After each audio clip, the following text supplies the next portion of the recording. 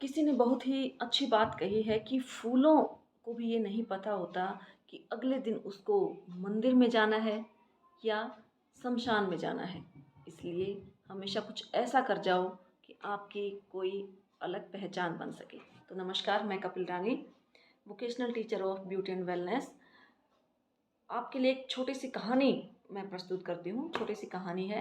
एक बार क्या होता है कि एक हस्बैंड वाइफ होते हैं। वो अमेरिका में रहते हैं, बाहर फ़ॉरेन के अंदर। तो उनकी काफ़ी टाइम से उनका झगड़ा चल रहा होता है, तू-तू मैं-मैं चल रही होती है और लास्ट में उन्होंने फ़ैसला किया अलग होने का।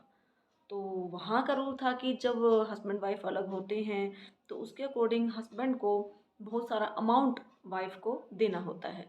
तो उसके पास जितना अमाउंट था उसने सारा अपनी वाइफ़ को दे दिया और उसको देने के बाद उसके पास पैसा बिल्कुल भी नहीं बचा।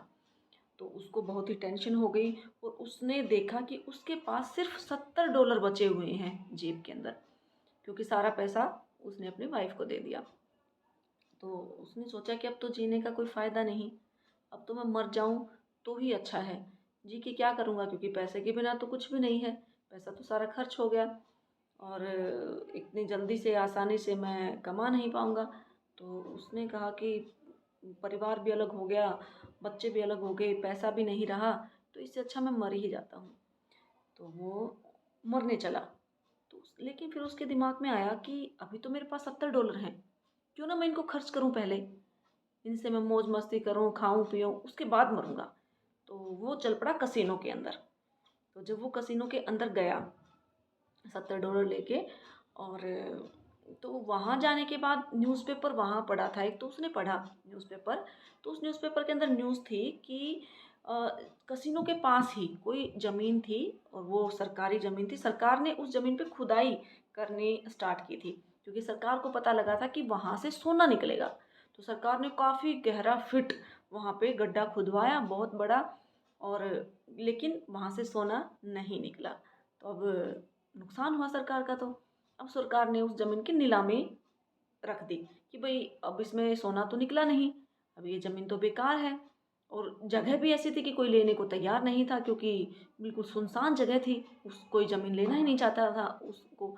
सबने सोचा कि गड्ढा है, क्या लेंगे इतने गहरे गड्ढे को, क्या लेके फ़ायदा होगा। तो उसने सोचा कि क्यों ना मैं चल के वहाँ पे देखूँ, मतलब मर तो मैं उसके बाद ही जाऊँगा, पहले एक बार पास में है देख के आऊँ मैं भी कुछ क्या है वहाँ पे ऐसा। तो वो गया। तो हुआ यूँ कि वहाँ जाने के बाद कोई आया ही नहीं नीलामी में, सिर्फ वो ही अकेला था।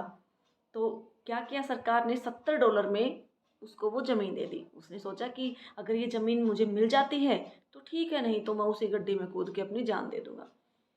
तो अब कोई गया ही नहीं, अकेला ही था, तो ज़मीन उसी को दे दी $70 में। तो उसने सोचा कि अब मैं इस गड्ढे का करूँ क्या?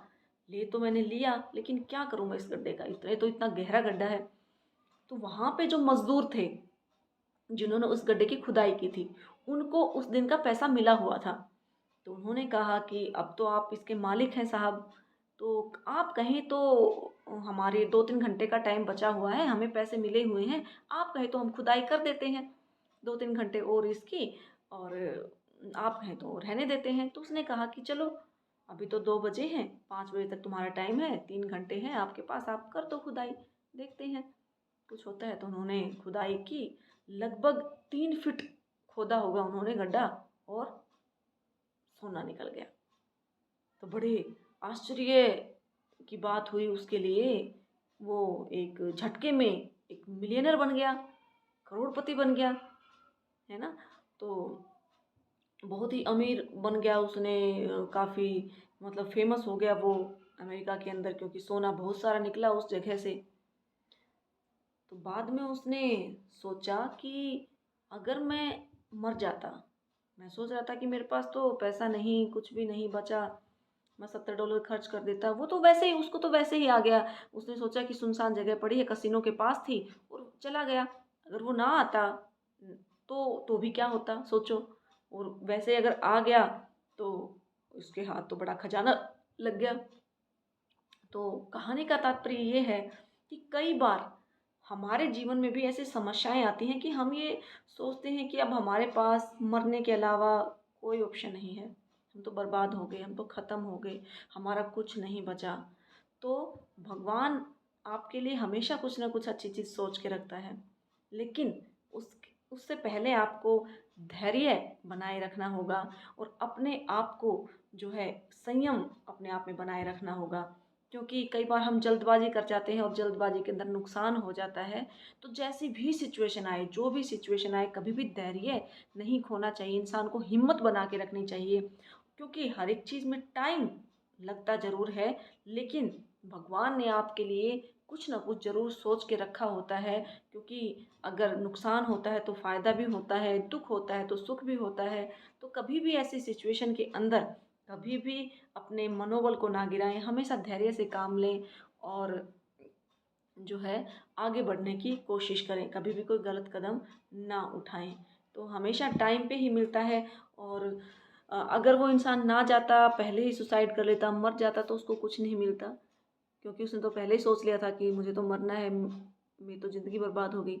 लेकिन टाइम के अनुसार उसने दिमाग लगाया, उसने सोचा कि चलो ऐसा करते हैं, तो उसको भी नहीं पता था ऐसा होगा। तो हमें भी लाइफ में कुछ नहीं पता होता कि आगे हमारे साथ क्या होने वाला है।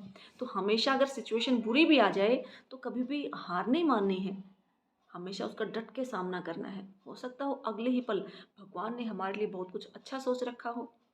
तो इसी के साथ मैं आपसे उम्मीद करती हूँ कि आपको ये स्टोरी बड़ी अच्छी लगी होगी।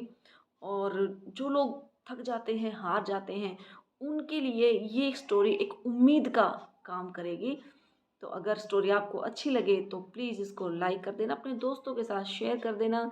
और आपसे मुलाकात करते हैं हम एक नई वीडियो के साथ। तब तक के लिए जय हिंद, जय भारत।